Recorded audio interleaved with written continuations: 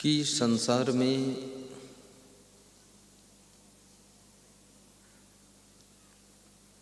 मनुष्य एक ऐसा प्राणी है जो सबसे अधिक बुद्धिमान है। पशु पक्षी कीड़े मकोड़ों की अपेक्षा मनुष्य बहुत बुद्धिमान प्राणी है। लेकिन इतना बुद्धिमान होते हुए भी ये बहुत बुद्धिमान है, परंतु बहुत दुखी रहता है, बहुत चिंतित रहता है और बहुत परेशान भी रहता है और बहुत भ्रमित रहता है और बहुत सी आदतों में फंसा रहता है। तो इसकी बुद्धि का क्या यही कमाल है कि ये बहुत दुखी रहे? बुद्धिमान व्यक्ति को दुख के फंदे से तो निकल जाना चाहिए। टेंशन में रहता है।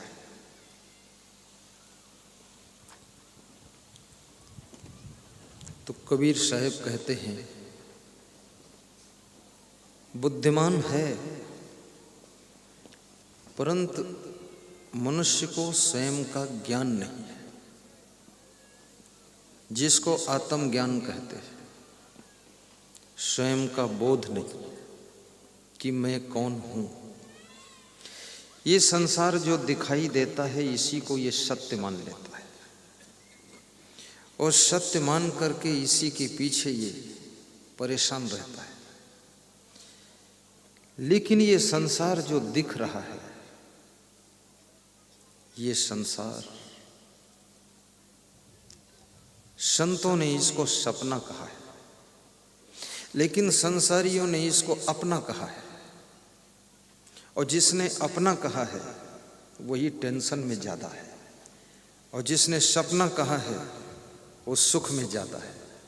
इसको अपना मान लोगे तो यहाँ मोह हो जाएगा तो दुख में गिर जाओगे, और सपना मान लोगे तो यहाँ केवल प्रेम होगा, मोह नहीं होगा, तो दुख से ऊपर उठ जाओगे और सुखी हो जाओगे। ये 2 दिन का समागम अपना और सपना का समागम है। इसमें यही समझाना है, यही समझना है, अपना क्या है, सपना क्या है। शिव जी कहते हैं, सत हरि भजन जगत सब सपना, उमा कहूं मैं अनुभव अपना। मेरा ये अनुभव है, भजन भक्ति सत्य है, बाकी जगत सब सपना है। और कबीर साहब भी कहते हैं कि सपने सोया मानवा, खोल जो देखे नैन, जीव परा बहु लूट में, ना कछु लेन न देन। कबीर साहब कहते लेना देना तो कुछ है नहीं, लेकिन फिर भी लूटे जा रहे लूट रहे हैं। शांति लुट रही है, सुख लुट रहा है, प्रसन्नता लुट रही है। और जिसके लिए सब लुट रहा है वो भी धीरे धीरे छूट रहा है, और फिर भी आदमी का दम घुट रहा है और हम लुट रहे हैं। क्या खेल है निराला। सपने सोया मानवा, ये मनुष्य स्वप्न में सोया हुआ है। खोल जो देखे नैन, साहब कहते हैं आंखें खोलकर जो देख ले। जीव पर बहु लूट में, ये जीव बहुत बड़ी लूट में पड़ गया है। न कछु लेन न देन, कुछ भी लेना देना नहीं है, लेकिन फिर भी हम यहाँ पर लूटे जा रहे हैं। सबसे पहले मनुष्य की शांति लुट जाती है। सुख शांति की तलाश में हम जीवन भर लगे रहते हैं। बचपन में जितना खुश रहते थे उतना जवानी में खुश नहीं है, और जवानी में जितना खुश हैं उतना बुढ़ापे में खुश नहीं है। और बुढ़ापे में थोड़ी खुशी है तो मरते समय वो भी खुशी नहीं है। और अगला जन्म जब होता है तो बहुत दुख है, रोते रोते पैदा होते हैं। ये भी बड़ी मजे की बात है। इस जीवन में इतना दुख इकट्ठा हुआ है कि अगले जन्म में भी रोना पड़ता है। जिसका जन्म होता है वो रोता रहता है। अब उसका क्या खो गया रो रहा है, उसको क्या हो गया जो रो रहा है। तो कहते हो मुट्ठी बांध कर आया है। जन्म जब होता तो मुट्ठी बांध कर आ पाते, और जब दुनिया से विदा होते तो हाथ फैला कर, हाथ पसार कर जाते। लेकिन उस मुट्ठी में क्या लेकर आते हो? मुट्ठी बांध कर तो आते हो, पर उस मुट्ठी में लाते क्या हो? जितनी माताएं बन चुकी हैं वो सब मुट्ठी खोल कर देखती कि हो सकता कुछ सोना ही लेकर आया हो, 100 ग्राम। ये सब उसकी मुट्ठी खोलती, और मुट्ठी खोल कर देखती तो उसमें कुछ नहीं, मैल निकलता है। तो इनकी जिंदगी तो मैल को साफ करते करते ही बीत जाती है। वो मैल लेकर आए हो मुट्ठी में, मैल, गंदगी, कचड़ा। अब मैल लेकर जो आया है, गंदगी लेकर आया है, तो यहाँ गंदगी ही तो फैलाएगा, यहाँ पवित्रता क्या फैलाएगा? मैल ही फैलाता रहता है। और फिर हाथ पसार कर जाते हैं, साथ में कुछ जाता भी नहीं है। परंतु संत कबीर ये भी कहते हैं कि मुट्ठी में भले ही तुम्हारे मैल आया है और कुछ नहीं आया है, देखने में लगता और कुछ लेकर नहीं आए, पर साहेब कहते हैं फिर भी तुम बहुत कुछ लेकर आते हो, पर जो तुम लेकर आते हो उसको तुम जानते नहीं हो, और जो यहाँ से लेकर जा सकते हो उसको तुम पहचानते नहीं हो, समझते नहीं हो। मृत्यु के बाद भी तुम्हारे साथ में कुछ जाता है, और जन्म के साथ में भी तुम्हारे साथ कुछ आता है। क्या आता है और क्या साथ में जाता है, इस खेल को समझना है। आपके साथ में संस्कार आते हैं, आपके साथ में पाप पुण्य का प्रभाव आता है, आपके साथ में आपके पूर्व जन्म के कर्मों का प्रारब्ध भी आता है।